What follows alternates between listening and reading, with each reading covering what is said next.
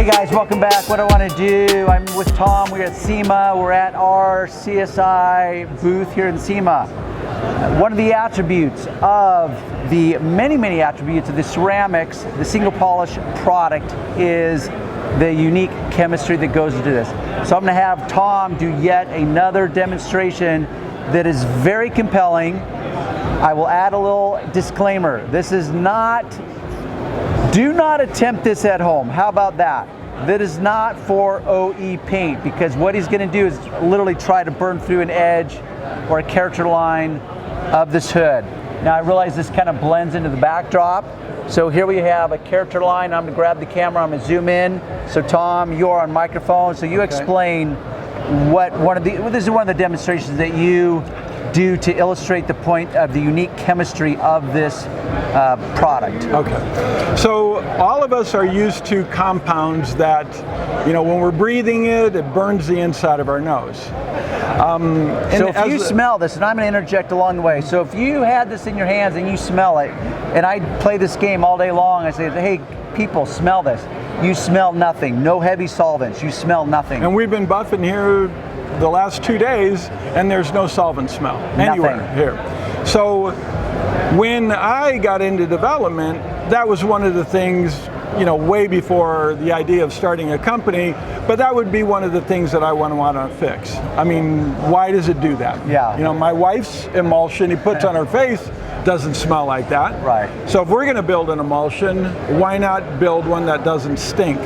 Is there a way you can clarify that for my audience? Because I have a very diverse audience. So when you say emulsion, and you just brought your wife into the occasion, into the moment, and you're referring to her makeup. Absolutely. Which is a form of emulsion. Yeah, so emulsions is a very generic term. Yep. So how would you simplify that for the audience? What's an emulsion? I mean, a simple emulsion is mayonnaise. Okay, mayonnaise. Eggs and oil. That's a simple emulsion. More complicated emulsion would be like a face cream. Okay. There is oil in there. There's is there any solvents? Yes, there are. There are solvents. So all you women, you're actually putting a form of solvent on your face. Yep. Sorry, honey. Yep, but it's different. Safe. You know, they say it's safe. So, but when you understand that chemistry, it would be like, oh no, I want to put that in our product. Now, that all has to do with the order of addition, on how you stack these products so that I can have water on the outside. Stacking, you're now talking about chemistry and true formulating as far as, like, let's say if you were to break down like a water molecule, 2 parts hydrogen, 1 part oxygen. So that would kind of be a form of stacking? Well, yeah, I guess at a molecular level it sure would be, but when we're stacking, you know, obviously we have water and then we have all the other products. So we have to figure out other a stacking ingredients. order. So you have water, other ingredients. Yep, all the different And this is water, products. true waterborne technology, which means the water is the carrier. Unlike other companies that will say it's waterborne technology because they have water in it, that's very different than true waterborne technology, which the water is the carrier. Well, you know, again, when we looked at what we wanted to do, I wanted it not to stink, you know, so we had to fix that. One of the many things you didn't want it to do. I definitely didn't, you know, if we could, I didn't want it to stink. Yeah. So the neat feature that would happen would be water would be the insulator, whereas compounds use the solvent on the outside of the product, and that is what you breathe and smell, and it burns the inside of your nose. It burned the inside of my nose for years and years and years. Let me clarify something. When you say that solvent would be on the outside of the product, are you talking about perhaps the abrasive particle would be on the outside? No, it's when you breathe the product, you stick it up, you know, by your nose and you pump the bottle a little bit, you can smell the solvent. Well, that's on the exterior of the emulsion. Yeah, so what I'm saying is that you wanted, so the solvent would be the carrier of the product. Yes. But what's the product inside that solvent? Well, there'd be so many different products, just like in ours. There's so many different products. Types of chemicals, ingredients. Ingredients, all the different ingredients that make up us. It's just that if I was watching that and you said product, I'm going to think of this, well, that's a product. What does that mean? I'm just saying so solvent is on the outside. Solvent's on the outside. Of the other active ingredients. You use the solvent to soften the substrate, And then you drive these boulders through it, and you wonder why you burn the paint. Okay, boulders to you, it's kind of rocks, hyperbolic. Nasty rocks. He's talking about the abrasive particles within the compound of these other companies. Yes. So what you're saying is that that's traditionally how they do it. They use a solvent. It's meant to pre-soften so that you can attack it with boulders. And diminishing abrasives would be an uncontrolled way of taking a boulder that's being carried by a solvent that's going to pre-soften the paint, and now you're going to break it down, do that defect removal with boulders that are going to break down at varying rates, uncontrollable rates. Uncontrollable. Okay. Totally uncontrollable. So now you're taking water and you're going to surround the ingredients, one of which would be the abrasive particles, right? Which is, okay, so take it from there. So now water's the carrier. And now we use a controlled cut. And obviously, controlled abrasives. And the only demo we've been doing for 2 days is 600 grit on this hood. Sanding with 600 grit to an absolute swirl-free finish. And then the guys are like, well, you know, if they know how hard that would be to do with compound. And then the demo is, well, watch this, guys. You've watched me do 600 grit. Now watch me try to burn this hard edge on an aluminum hood. Which the first demo is very compelling. And most people are just like, wow, I'm seeing something that I just quite can't believe. And then you take it a step further, which is, hey, burn throughs. Okay, so in my industry, I tend to call it character lines, body lines, like what would you normally, hard lines. Okay, so it's basically any edge on a car that's raised versus, you know, an adjacent panel. So once again, I call it character lines, which is that's an area of concern if you're doing paint correction. It's like, okay, I have to watch out for that because I don't want to what's called burn an edge, meaning I don't want to polish away the clear coat or the color coat off of the edge of that, because it's a very much more vulnerable area of the car. Now there's some guys like myself, when I'm working on original equipment paint, because the clear coat's so thin, is I will tape that off for protection because it's so thin. But what you're saying is because this is unique chemistry. It is very unique. And so you go into this demonstration. So Tom's going to literally work on an edge. So one of the things that we work in is a nanoscale. This is a nano emulsified, it's put together with a nano constructed product.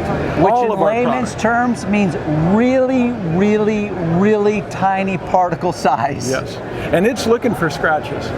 Here, obviously we don't have any scratches, so it's not going to be doing the paint removal that a non-diminishing or a diminishing abrasive would be doing out of control.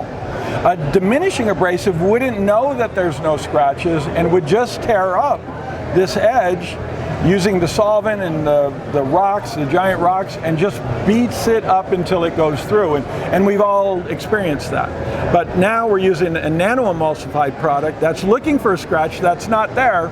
And I just want to show how long I can stand on that edge without going through. Okay, because which I want to see, and they I know want to see that too. But you're introducing. There's a term for it. I think it's called anthropomorphic, where you inject human qualities into this. So you're saying that diminishing abrasives would go looking for a scratch. This isn't going to look for a scratch because there's no scratches present. Well, it's the diminishing abrasive isn't necessarily looking, it's going to make scratches because it's out of control.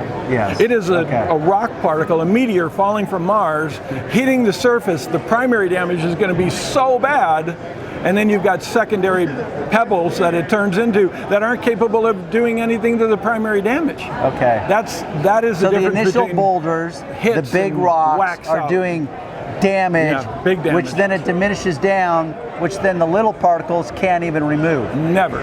Never can. They're too small. Problems, nothing but problems. Yeah, nothing but problems. Okay. Then you just chase it around the whole car, you know. So that's the swirl marks, and that's not what we're dealing with here. So we're able to control the cut, If there were sand scratches there, we would take them out. But now there's no sand scratches, so we just want to see the qualities of heat, pressure, product, and the results from that. Okay, so what I'm going to do is I'm going to grab this camera. In fact, I'm going to keep it rolling, and let me just, and I can edit this as I want. Haley, just FYI, you can keep this all in. So Tom, you're now showing me how much. Let me get a close-up first before you start buffing on that car, or I should say that hood of the car. And Haley, you can keep this in because I literally want to keep this as live as possible. So because it's tough to pick this up, you guys should be able to see this character line here. So we have the lower section here, we have the top section here, and this is an aluminum hood. So now you've already applied some polish to your pad. Okay.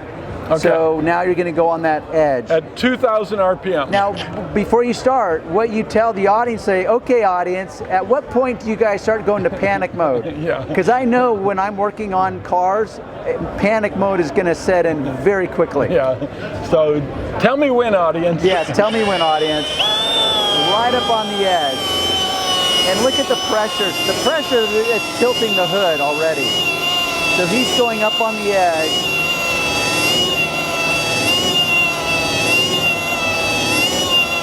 Okay, I'm already in freak out mode. I already know that there's not going to be any paint left. And you can see his muscles flexing, and he's trying to burn through that edge, and it's just not happening. Okay, Tom. Okay, there's no way. Okay, no one would believe this. They just wouldn't believe it. I would not believe it. If I'm watching this on camera, I'm not going to believe it. Okay, but here I am in person. In fact, if you look, hey Luke, give a wave to the camera. Hey guys, there's Luke up? Wilson. Guys, I'm here in person, and I can't even believe it. I feel like I've entered another dimension. Yes, the Twilight Zone. Yeah, that's where I'm at. Yes, the Twilight Zone. Somehow, Tom must be pushing snake oil or something. Yeah, because I want to show you this edge, and there's no burn through.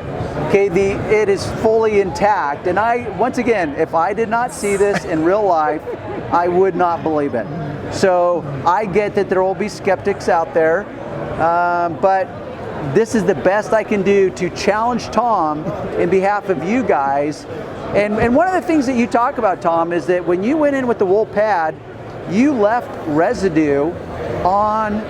That's because that's one of the unique features and you no kind of replicate that. So just briefly pretend that you just got, because even though I was filming it, I want to kind of highlight it. So just make a mess. We finish, and there we are. We've got residue still compound on the surface. See this? There's still polish on the surface. So Tom, in normal situations, you would rub that off. You would switch pads. Tom wants to now finish, but because there's no cross-contamination with polishes or compounds if you're using someone else's, he can immediately go right into removing the swirl marks. Just like that.